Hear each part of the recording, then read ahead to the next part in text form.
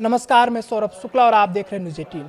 पश्चिम Asia में तनाव पहले ही चरम पर है। एक तरफ ईरान और उसके विरोधियों के बीच टकराव का खतरा है, दूसरी तरफ सऊदी अरब, पाकिस्तान और तुर्की का नया रक्षा समीकरण। लेकिन अब इस कहानी में एक ऐसा मोड़ आया है जिसने पूरी दुनिया का ध्यान अपनी तरफ खींच लिया है। दावा है कि जिस गठजोड़ को ईरान के खिलाफ एक बड़ी रणनीतिक ताकत के तौर पर देखा जा रहा था, उसी गठजोड़ में ईरान को शामिल होने का न्योता मिल गया है। जी हाँ, सऊदी अरब, पाकिस्तान और तुर्की के बीच बने मक्का ज्वाइंट डिफेंस एग्रीमेंट को लेकर ईरान की तरफ से ऐसा दावा सामने आया है जिसने सबको हिलाकर रख दिया है।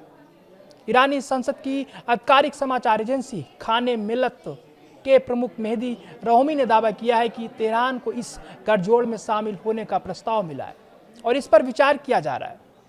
अब जरा इस दावे की गंभीरता समझिए। अगर ये खबर सच है तो पश्चिम एशिया की दशकों पुरानी दुश्मनियों, दोस्तियों और रणनीतिक समीकरणों पर एक बड़ा सवाल खड़ा होता है, क्योंकि जिस ईरान को लंबे समय से इस क्षेत्र में अलग थलग करने की रणनीति का सामना करना पड़ा, आज उसी ईरान के दरवाजे पर किसी रक्षा गठजोड़ में शामिल होने का प्रस्ताव पहुंचने की बात कही जा रही है। लेकिन ठहरिए, कहानी में सबसे जरूरी बात अभी बाकी है। इस दावे की अभी स्वतंत्र आधिकारिक पुष्टि नहीं हुई है। ना ईरान के विदेश मंत्रालय ने इसकी पुष्टि की है, ना ईरान के शीर्ष नेतृत्व की तरफ से कोई सार्वजनिक बयान सामने आया, और ना ही सऊदी अरब, पाकिस्तान या तुर्की ने इस कथित न्योते की पुष्टि की है।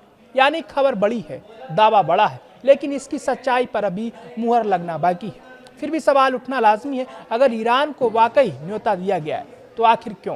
क्या पश्चिम एशिया में दुश्मनी की जगह नई रणनीतिक दोस्ती आकार ले रही है? क्या बदलती परिस्थितियों में सऊदी अरब, पाकिस्तान और तुर्की को अपनी रणनीति पर दोबारा सोचने के लिए मजबूर कर दिया है? या फिर ईरान को साथ लाने की कोशिश के पीछे कोई बहुत बड़ा रणनीतिक खेल है? सोशल मीडिया पर भी यही सवाल गूंज रहा है। लोग पूछ रहे हैं, अगर ये गठजोड़ किसी खतरे से बचाव के लिए बनाया गया है तो फिर उसी संभावित खतरे को इसमें शामिल करने की जरूरत क्यों पड़ रही है?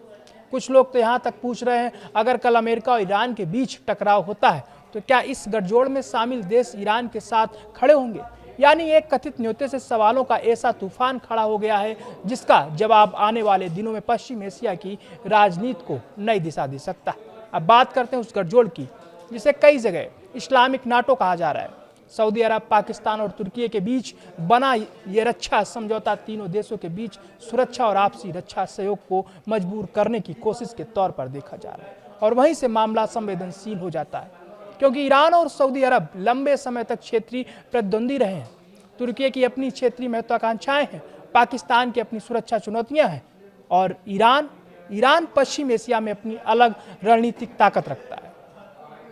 ऐसे में अगर ये चारों देश किसी साझा सुरक्षा ढांचे में आते हैं तो ये सिर्फ एक सैन्य समझौता नहीं होगा, ये पूरे पश्चिम एशिया की रणनीतिक तस्वीर बदलने वाला घटनाक्रम हो सकता है। लेकिन कहानी यहीं खत्म नहीं होती है। अब इस कथित इस्लामिक नाटो की तरफ बांग्लादेश की नजर भी बताई जा रही है। बांग्लादेश के 2 मंत्रियों ने कहा है कि उनका देश सऊदी अरब, पाकिस्तान और तुर्की से जुड़े आर्थिक या रक्षा ढांचे से शामिल होने की संभावनाओं को लेकर सकारात्मक रुख रखता है। बांग्लादेश के नवनियुक्त विदेश मामलों के राज्य मंत्री हुमायूं कबीर ने कहा है कि देश अपने राष्ट्रीय हितों को सर्वोच्च प्राथमिकता देते हुए इस तरह के ढांचे में शामिल होने की संभावनाओं पर विचार कर सकता है। यानी तस्वीर तेजी से बदल रही है। एक तरफ ईरान को कथित न्योते की खबर, दूसरी तरफ बांग्लादेश की दिलचस्पी, और बीच में सऊदी अरब, पाकिस्तान और तुर्की। सवाल अब सिर्फ इतना नहीं है कि इस्लामिक नाटो में कौन कौन शामिल होगा, सवाल यह है कि क्या पश्चिम एशिया और मुस्लिम दुनिया में एक नया रणनीतिक ब्लॉक तैयार हो रहा है? क्या ईरान को साथ लाकर पुराने समीकरण खत्म करने की कोशिश हो रही है? क्या सऊदी अरब अपना क्षेत्रीय भूमिका को और मजबूत करना चाहता है? क्या तुर्की एक नए सुरक्षा ढांचे की अगुवाई की तरफ बढ़ रहा है? और सबसे बड़ा सवाल, अगर ईरान सचमुच इस गठजोड़ का हिस्सा बनता है तो फिर इस गठजोड़ का असली निशाना कौन होगा? फिलहाल इन सवालों के जवाब नहीं है, क्योंकि ईरान को न्योता मिलने की खबर अभी सिर्फ एक दावे पर आधारित है और इसकी स्वतंत्र आधिकारिक पुष्टि का इंतजार करना है।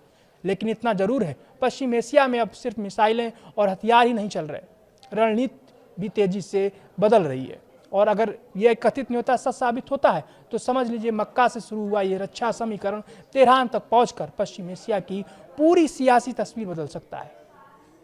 क्योंकि इतिहास गवाह है, जब पुराने दुश्मन एक टेबल पर बैठते हैं तो सिर्फ दोस्ती नहीं बदलती, पूरी दुनिया का रणनीतिक नक्शा बदल सकता है।